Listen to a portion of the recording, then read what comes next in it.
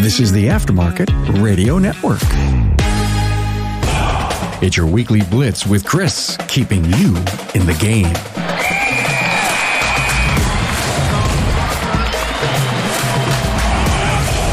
Hey, good morning, everybody. I hope you're crushing life today. And if you're not, then I challenge you to get out, rise and grind, and get it done. Coach Chris Cotton here from AutoFix-Auto Shop Coaching, where we work hard to support you in both your auto repair shop success and your personal success.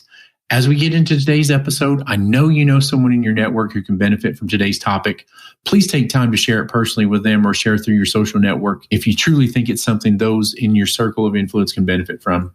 And as always, if you have an idea for a show topic or just want to talk, feel free to get with me, Chris at AutoFix-SOS.com.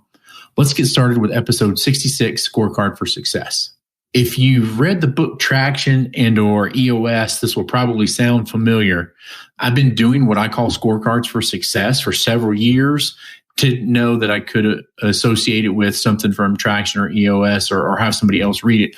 It's something that I always thought that I did. And if you remember, I did a podcast series on rocket fuel. And when I did, several of my clients listened to it, and then they kind of got me back into doing scorecards, but doing it a little bit differently, right? So it's been more recently where I've been able to take the teaching from those books and refine the process. I want to take a minute to thank Michael Galini of Your Auto Shop in Plano, Texas, for circling me back to this. And what we did is we refined the process and came up with 5 categories for his shop. And then we're doing it again for several other shops. So again, I really want to thank him for helping me refine the scorecard for our industry and really getting me back into this again. What is a scorecard for success? Many auto repair shop owners make the mistake of thinking they already have a scorecard because they track what's happened in their business in the last week, month, or year. The problem is that tracking what's happened isn't what a scorecard does. A scorecard tells us what's happening and gives a bit of insight into what will happen moving forward. It's more recent, right? Like recent data as it happens. So the problem with data from the past is data that tells you what has happened isn't necessarily a bad thing, right? In fact, no company can really operate without that kind of data. The real problem is that past data can't show you what is happening in your business right now. So let's think of it in terms of being too far in the past. If you don't know what's happening now, you can't know what will happen at the end of the week, month, or quarter. This type of data is reflective data, and it's totally necessary to know how the company has done. A scorecard for success is predictive data, and it tells you how you will do. The best analogy is a scoreboard at a football game. A scoreboard contains both reflective and predictive data. The scoreboard shows you the score 21-14, and this is reflective data. But any fan can tell you that this game is far from over just by looking at the scoreboard. The home team has the ball on the 42 with 7 minutes left, and it's 2nd down and 12 to go. The visitors could easily force a turnover. With luck, they could have this game. That's the power of predictive data. So the reflective data told us what happened, sure, but the predictive data gave us the information we needed to make an educated guess about the future.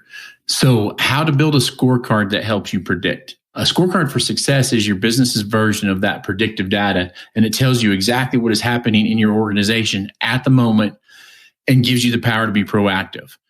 Building the scorecard's not super easy, but it's not really that difficult. Typically, nobody gets it right on their first try. The first step in beginning is to begin, right? Like anything in life, you just have to start. Building a scorecard with nothing to guide it will get you nothing. Step number 2, identify 5 scorecard categories and a maximum of 3 individual scorecards. Typically, this is the hardest part. You and or your leadership team need to identify the numbers that give them an indication of how the business is doing this week. Imagine you went on vacation and asked the team to send you 5 numbers as a way to update you on how things were going. What numbers would they send you?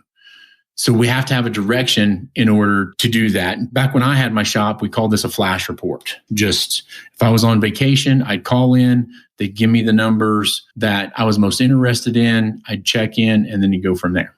But what I want you to realize is these categories are unique to each business.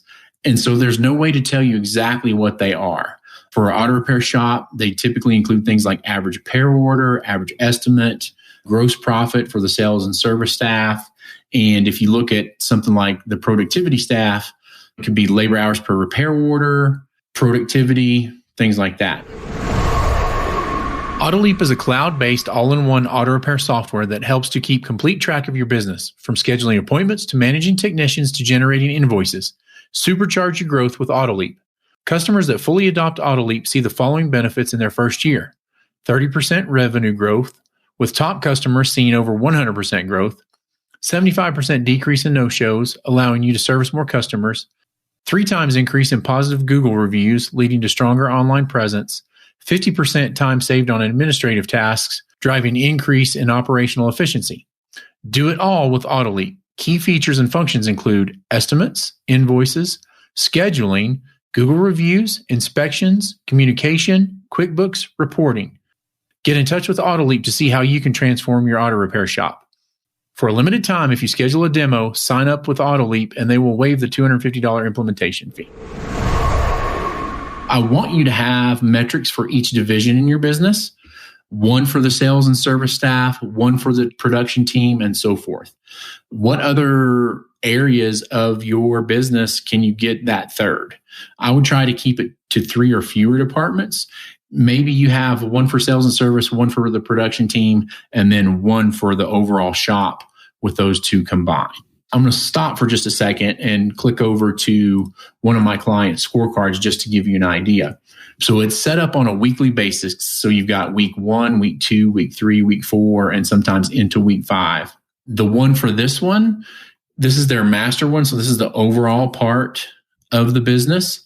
So their first one is the car count goal, and their goal is 70 for a week.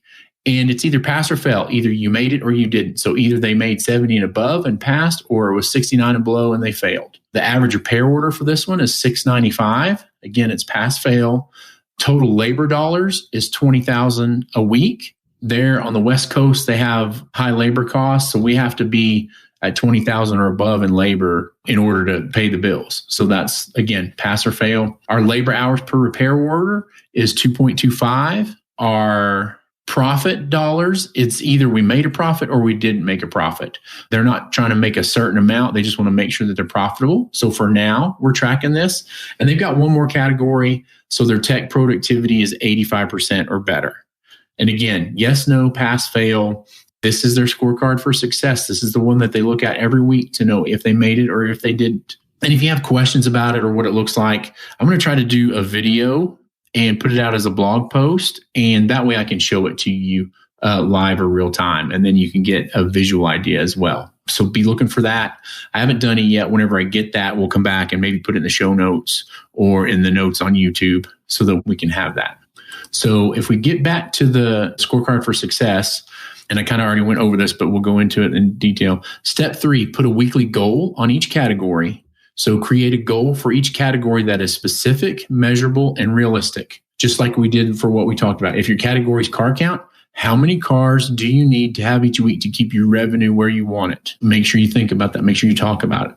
Step 4, we want to assign each goal to a department and the team members in that department. Each goal should fall under a department and individual members. If they aren't responsible for and aren't held accountable for it, then those numbers will never be accomplished. Everybody needs a goal. Everybody needs a carrot. And, you should be sharing with your employees the metrics of the business that make it successful. Don't be afraid to share that with your employees. Step 5, assign a scorecard keeper. You want to give one person the additional job of keeping track of these numbers. Each week, they need to assemble and record all of the relevant numbers to create your scorecard. All of these things should be easily retrievable from your point of sale system. Have a rotation for the members. The more your employees learn about the business of the business, the more they'll feel a part of what's going on and therefore take ownership of the business. Okay?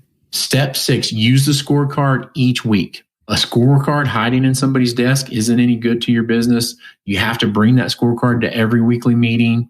Talk about it. When people hit their numbers, congratulate them. People in departments, when they don't, figure out why and figure out a way for them to succeed. This is, I caught you doing something right. This is not, I'm punishing you for doing something wrong. We need to figure out what we did good, and then what we didn't so good at, and then figure out a way to fix it. I don't want you to get these 2 steps confused. That was step 6, use the scorecard each week. And step 7 is review the scorecard. So Creating a scorecard is a marathon, not a sprint, right?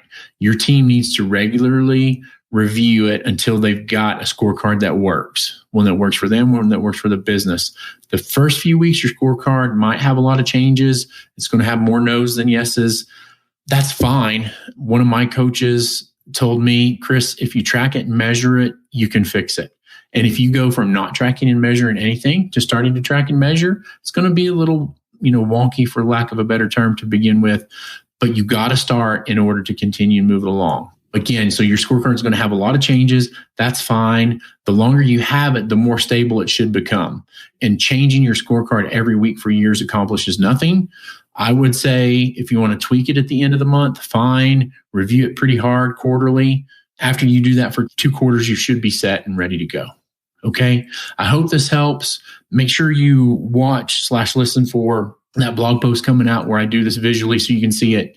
This has been Coach Chris Cotton from AutoFix-Auto Shop Coaching. If you find yourself struggling in your auto repair business or have a feeling like you don't know what you don't know, but you're eager to learn and grow your business, then please feel free to reach out to me, chris@autofixsos.com, or give me a call, 940-400-1008. Time to get out and rise and grind, everybody. Have a great day.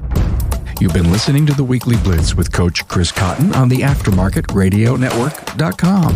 Follow Chris on your favorite podcast listening app. Let him know what you'd like him to cover. His email is in the show notes. Chris is all for advancing the aftermarket.